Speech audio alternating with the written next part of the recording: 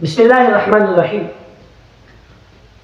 یوں تو ہم صحابہ کے واقعات سنتے رہتے ہیں، پڑھتے رہتے ہیں، لیکن علماء نے چند صحابہ کرام کے بڑے دلچسپ اور بڑے زبردست واقعات جو آدمی کی روح کو تڑپا دے اور گرما دے اور جو آدمی میں ایک ایمانی غیرت اور ایمانی قوت اور ایمانی حامی پیدا کر دے، چند صحابہ کرام کے ایسے واقعات نقل کیے ہیں.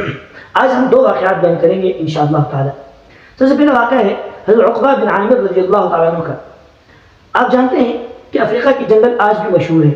کیسے جنگلات ہیں؟ افریقہ کے بہت بڑے بڑے جنگلات ہیں.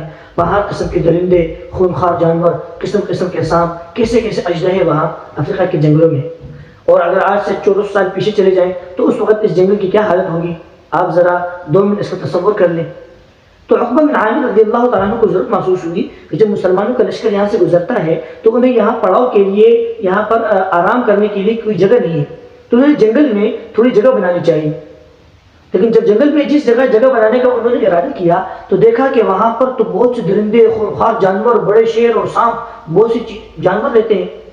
تو انہوں نے پھر اللہ سے دعا کی اور پھر جنگل کے جانوروں کی طرف مخاطب ہوئے اور یہ کہا، اے جنگل کے خونخوار درندوں اور جانوروں اور سانپوں، سن لو کہ ہم رسول اللہ صلی اللہ علیہ وسلم کے صحابہ ہیں اور ہم یہاں اپنی قیامگاہ اور آرامگاہ بنانا چاہتے ہیں.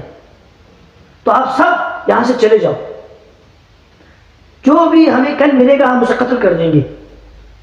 جب ان جانوروں نے یہ اعلان سنا تو مورخین نے لکھا ہے کہ سب جانور وہاں سے رخ منہ موڑ کر چلے گئے اور جن جانوروں کے بچے تھے انہوں نے وہ بچے منہ میں اٹھائے اور چلے گئے. تو جب آس پاس کے لوگوں نے دیکھا کہ ایک آدمی کے اعلان پر جنگل کے درندے، اور وہ درندے جو آن کی آن میں انسان کو چیر پھاڑ کر کھا جاتے ہیں، اور ایسے بڑے بڑے سانپ جو ڈنک مارے تو سیکنڈ کے اندر آدمی مر جاتا ہے، ان جانوروں اور درندوں اور سانپوں نے اس شخص کا اعلان سن کر جنگل کو چھوڑ دیا ہے اور ان کے لیے جگہ خالی کر دی ہے. انہوں نے جب صحابہ کی اس ایمانی قوت اور ایمانی غیرت کو دیکھا تو مورخین نے لکھا ہے کہ اتنی زیادہ تعداد میں اس وقت لوگ مسلمان ہو گئے کہ گنتی سے خالی ہے، ان گنت لوگ مسلمان ہو گئے. ایسے ہی حضرت سفینہ رضی اللہ تعالیٰ عنہ کا ایک قصہ ہے. حضرت سفینہ رضی اللہ تعالیٰ عنہ روم کے جنگلات میں صحابہ کے ساتھ جا رہے تھے. تو صحابہ چونکہ جنگل میں جب آپ لوگ کھیتی میں چلتے ہیں دیکھتے ہیں کہ وہ چھوٹے چھوٹے راستے بنے ہوتے ہیں اور وہ راستے بڑے مشکل سے ملتے ہیں. جو لوگ دیہات کے ماہر ہوتے ہیں وہ تو ڈھونڈ لیتے ہیں، عام آدمی کو ڈھونڈ نہیں پاتا. تو حضرت سفینہ رضی اللہ تعالیٰ عنہ صحابہ کے ساتھ جا رہے تھے تو قافلے سے بھٹک گئے. قافلہ کہیں آگے نکل گیا، یہ پیچھے رہ گئے. اب یہ جنگل میں آگے پیچھے گھوم رہے ہیں کہ قافلہ یہ کس طرف ہے.